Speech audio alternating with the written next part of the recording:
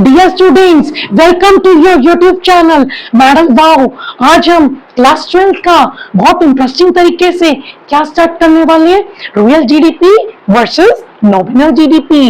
अब इस कंसेप्ट में से एक न्यूमेरिकल पक्का आता है बोर्ड एग्जाम में, और एक क्वेश्चन पक्का आता है कि बताओ कि GDP as a welfare of a people के लिए वैलिड है और not, means GDP as a welfare of people की लिमिटेशंस बतानी है। ठीक है जी, तो आ जाओ सीखते हैं। तो देखो, हमारी कंट्री की जो जीडीपी है उसको कैलकुलेट करने की टू टाइप्स होती हैं। पहली होती है नॉमिनल जीडीपी और दूसरी होती है रियल जीडीपी। अगर हम जीडीपी कैलकुलेट कर रहे हैं किन प्राइजेस पे, अभी वाले प्राइजेस पे, वो कौन सी होगी हमारी नॉमिनल जीडीपी। और अगर हम base year means previous year prices पे कर रहे हैं तो वो हमारी क्या होगी, real GDP. Means constant price पे ले रहे हैं तो वो क्या होगी, रियल जीडीपी। नॉमिनल जीडीपी का फॉर्मूला क्या होगा, प्राइस इनटू क्वांटिटी। प्राइस कौन सा होगा, अभी वाला, और अगर मैं अगले साल की करूंगी तो अगले साल वाला। और रियल जीडीपी में P0 into Q. P0 means price कौन सा होगा, प्रीवियस बेस ईयर का हमें कंसीडर कर लेंगे, जो क्या होगा 2011, और 12 हमारा क्या होगा बेस ईयर। तो हम सबसे पहले सीखते हैं कि जीडीपी क्या होता है और इनकी डेफिनेशन सीखेंगे, रियल जीडीपी और नॉमिनल जीडीपी की। एक इंटरेस्टिंग वे से उसको कैलकुलेट भी करेंगे। तो आ जाओ बेटा, वीडियो में बने रहना, पूरा देखना, तभी समझ में आएगा। देखो जीडीपी क्या होता है, सबसे पहले बच्चों को वो नहीं समझ में आता। तो देखो ये क्या है हमारा इंडिया। इंडिया के विद इन क्या है हमारी बाउंड्री के विद इन क्या होगी हमारी डोमेस्टिक टेरिटरी। ठीक है, इस डोमेस्टिक टेरिटरी के विद इन जितने भी गुड्स की प्रोडक्शन होगी, goods and services produce, India में हर साल क्या प्रोड्यूस होते हैं, गुड्स एंड सर्विसेज। ठीक है, हमने क्या कर ली, सारे गुड्स एंड सर्विस की ले ली मार्केट वैल्यू। तो क्या कि जितने भी इंडिया के with in goods and service produce, उन सब की क्या ले ली, मार्केट वैल्यू। और वो गुड्स एंड सर्विस कौन से होने चाहिए, फिनिश्ड, कच्चा नहीं, finished goods and finish goods and services, मतलब वो गुड्स एंड सर्विसेज जो कि फिनिश्ड है, बन चुके हैं, और इनमें वैल्यूएशन इंटरमीडिएट गुड्स की ऑलरेडी है। ठीक है, और ये कंज्यूमर इसको डायरेक्टली यूज कर रहे हैं फॉर डायरेक्ट सर्टिफिकेशन। ठीक है बेटा, अब देखो, अब हमने क्या किया, इन सारे फाइनल गुड्स की क्या ले ली, मार्केट वैल्यू। ठीक है, अब हमने क्या की, मार्केट वैल्यू कैलकुलेट कर ली इन सारे फाइनल गुड्स एंड सर्विस की, और इस सारी मार्केट वैल्यू का जो कैलकुलेट आएगा, सम आएगा, वो हमें बताएगा कि हमारी ग्रॉस डोमेस्टिक प्रोडक्शन, मतलब इस डोमेस्टिक टेरिटरी में हमारी ग्रॉस प्रोडक्शन कितनी हुई है, इसको हम क्या बोलते हैं, जीडीपी। ठीक है, अब देखो, अब क्या हुआ कि हमने, अब ये क्या बदलेगी, मार्केट क्या ले रहे हैं, मार्केट वैल्यू किसकी ले रही है, फिनिश गुड्स एंड सर्विस की। किसकी ले रहे हैं बोलो, फिनिश गुड्स एंड सर्विसेज की।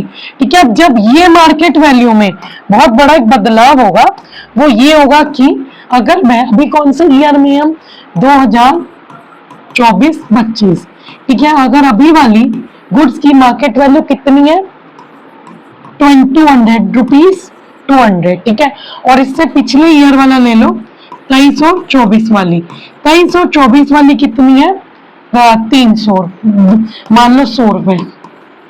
ठीक है जी, दो, अब इस मार्केट, अब ये क्या हो रही है, मार्केट वैल्यू चेंज। देखो पिछले साल 100 रुपए थी, उससे अगले साल 200 रुपए थी। अब ये हमारी जो चेंज हो रही है हमारी बार बार मार्केट वैल्यू, ये क्या होगी हमारी करंट प्राइस, अभी वाला प्राइस 200, और ये भी क्या होगा हमारा 2023-24 में, यस, करंट प्राइस। ठीक है बेटा, अब हमने क्या किया, जब करंट प्राइस को लेके अब हमने इस क्या कैलकुलेट की, डोमेस्टिक टेरिटरी क्या, इंडिया, इंडिया के with in finish goods and service की क्या ली, जीडीपी कैलकुलेट की, कौन सा प्राइस लेके, करंट अभी वाला जो चल रहा है प्राइस। ठीक है, अब मैंने 24 की निकालनी है, 24-25 की, तो मैंने क्या किया, अभी वाला प्राइस ले लिया। तो जब मैं करंट प्राइस लेकर जीडीपी कैलकुलेट करूंगी तो वो मेरी कौन सी हो जाएगी, GDP, right, nominal GDP.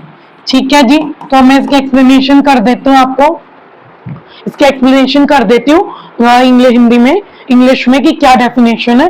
The nominal GDP is the market value of all the final goods and service which are produced in a domestic territory during an accounting year. Means ये हमारा क्या है, पूरा accounting year, taking the current year market prices, current year prices as a market value. So that GDP is our nominal GDP. ठीक है, हम next चलते हैं। हम नेक्स्ट चलते हैं, किसकी बात हो रही है, रियल जीडीपी की। ठीक है, और मैंने क्या किया कि बेटे वही सेम बात आ गई, इंडिया है, इंडिया के विभिन्न क्या लेनी है, गुड्स एंड सर्विस, जो कि फाइनल वाले हैं। ठीक है, हम क्या बदलेंगे यहाँ पे, मार्केट प्राइस। मार्केट प्राइस अब हम ले रहे हैं कॉम्प्लिकेशन से बचने के लिए बेस ईयर। बेस ईयर मतलब हमने कंसीडर कर लिया 2011 से 12। बेस ईयर क्या होगा, दोबारा लिख रहे 2011 से 2012। तो जब हम पिछले साल का हर साल कौन सा प्राइस लेंगे, फिक्स कॉन्स्टेंट, मतलब 2011-12 में सपोज 400 मार्केट प्राइस, तो मैं हमेशा हर साल 400 ही लूंगी। तो वो मेरी कौन सी हो जाएगी, रियल जीडीपी, जब मैं बेस ईयर का प्राइस लूंगी। इसलिए इसको हम क्या कहते हैं, जीडीपी एट कांस्टेंट प्राइस, क्योंकि हम प्राइस चेंज नहीं कर रहे, वो कौन सा ले रहे हैं हम प्राइस, बेस ईयर का। ठीक है बेटा, आपको क्लियर हो गया होगा दोनों के बीच में डिफरेंस। तो इसकी क्या डेफिनेशन होगी देख लो। Real GDP is defined as the market value of all the final goods and service which are produced within a domestic territory during an accounting year at constant price which is base year prices. ठीक है, definition मैंने आपको बोल दी, ये आपकी book में भी लिखी और मैंने आपको रियलिस्टिक वे से एक्सप्लेन कर दी। तो यहाँ पे मैं आपको एक बहुत इंपॉर्टेंट कैलकुलेशन बताने जा रही हूँ नॉमिनल जीडीपी की। वो ये है कि मैंने अभी 2 ईयर लिए हैं, 2021 लिया, 2011-12 लिए और एक 21-22 लिया। 11-12 में प्राइस था 50 रुपए, किसका, कपड़ों का, क्लोथ्स का। 21-22 में कितना था इन्हीं क्लोथ्स का प्राइस, 100 रुपए। तो एक को P1 ले लिया और एक को P ले लिया, पिछले वाले को P ले लिया, न्यू वाले को P1 ले। क्वांटिटी 11-12 में कितनी क्वांटिटी प्रोड्यूस हुई, 30 की। 21-22 में कितनी क्वांटिटी प्रोड्यूस हुई, 20 की। तो नॉमिनल जीडीपी का क्या फॉर्मूला बताया था, प्राइस इंटू क्वांटिटी। प्राइस कौन सा लेना है, करंट वाला। तो 50 इंटू 30 कितना हो गया, 1500। फिर 21-22 का देखो, दैट इज 100 इंटू 20, तो कितना हो गया, 2000। अब मुझे एक बात बताना, गौर करना, जिस बात पे मैं आपको गौर करवाना चाह रही हूँ कि मेरी जीडीपी क्या राइज हुई है, राइजिंग जीडीपी। बट मेरे को एक बात बताओ कि अगर हम फैक्ट्स के अंदर घुस के क्या पता चल रहा है कि ये देखो क्वांटिटी तो मेरी क्या हुई है, डिक्रीज। ठीक है बेटा, क्वांटिटी मेरी डिक्रीज हुई है। जब मेरी क्वांटिटी यानी जो गुड्स की जो मेरी प्रोडक्शन थी, production of clothes, production of cloth क्या हुई है मेरी, डिक्रीज। अब प्राइस क्या हुआ है, इंक्रीज। ठीक है, तो जो मेरी जीडीपी बढ़ी है वो किसके कारण बढ़ी है, महंगाई। देखो प्राइस जब बढ़ते हैं तो क्या कहते हैं, महंगाई। तो क्लोथ्स के रेट महंगे होने के कारण मेरी जीडीपी बढ़ी है, प्रोडक्शन के कारण जीडीपी नहीं बढ़ी। तो इसे क्लियरली समझ में आता है कि नॉमिनल जीडीपी जो है वो हमें ट्रू पिक्चर इकोनॉमी की नहीं दिखाती कि हमारी जीडीपी किसके कारण बढ़ी है, आपके सामने प्राइस के कारण, कि कपड़ों का प्राइस 11-12 से लेकर 21-22 तक काफी महंगा हो गया। ठीक है जी, अब पर तुम्हारी प्रोडक्शन ऑफ क्लोथ नहीं बढ़ी, तो इसलिए हमें ट्रू पिक्चर कौन दिखाती है, रियल जीडीपी। कैसे, देखो 11-12 में आ जाओ, प्राइस 50 है। ठीक है, 21-22 में भी 50 है। क्यों, क्योंकि मैंने इधर प्राइस क्या लिया है, कांस्टेंट, जो कि मैंने बेस ईयर का कंसीडर कर लिया। ठीक है, अब मेरी क्वांटिटी जो है 30 से 40 हो गई। अब जीडीपी मेरी कैसे बढ़ी, 1500 से 2000, मतलब अब जीडीपी तो बढ़ी है। ठीक है बेटा, जीडीपी तो बढ़ी है, किसके कारण जीडीपी बढ़ी है, आउटपुट के कारण। मतलब क्या इसमें इंक्रीज हुआ, इंक्रीज हुआ है क्लॉथ के प्रोडक्शन में। मतलब अब सही में ट्रू पिक्चर समझ में आ गई कि हाँ जी, क्लॉथ की प्रोडक्शन ज्यादा हुई है, इस ज्यादा प्रोडक्शन के कारण मेरी क्या इंक्रीज हुई है, जीडीपी। क्योंकि इस बार हमने प्राइस क्या रखा, कांस्टेंट। पिछले देखो नॉमिनल में किसके कारण जीडीपी बढ़ी थी, प्राइस के कारण। इसलिए हमें ट्रू पिक्चर क्लियर नहीं हो रही। अगर हम इन फैक्ट्स को देखें, इधर देखें, तो फिर भी आप बोलोगे मैम इकोनॉमी ग्रो कर रही है, और इन फैक्ट जो भी इकोनॉमी ग्रो करे, बट रियल पिक्चर हमें किसने लिखा, रियल जीडीपी ने, क्योंकि इधर हमने कौन से प्राइसेस कंसीडर किए, बेस ईयर, यानी प्राइस को कांस्टेंट रखा। इसमें हमें दिखा कि only and only GDP increase हुई है इंक्रीज इन आउटपुट के कारण। ठीक है, ये आपको एक्सप्लेनेशन क्लियर है? कोई डाउट हो तो मुझे कमेंट सेक्शन में स्पेसिफाई कर सकते हो। नेक्स्ट, अब अगर मैं बात करूं कि which GDP is a better indicator of growth, ठीक है, कि कौन सी जीडीपी बताएगी कि हमारी इकोनॉमी एज अ वेलफेयर में कितनी ग्रोथ हुई है, तो कौन सी बताएगी? आपको जस्ट मैंने अभी बता दिया एग्जांपल के साथ, real GDP will show a better indicator कि हाँ आपकी इकोनॉमी ग्रो हुई है कि नहीं हुई। तो बेटा पेपर में क्वेश्चन आता है कि which GDP is better indicator for the economic growth, तो क्या लिख के आना है?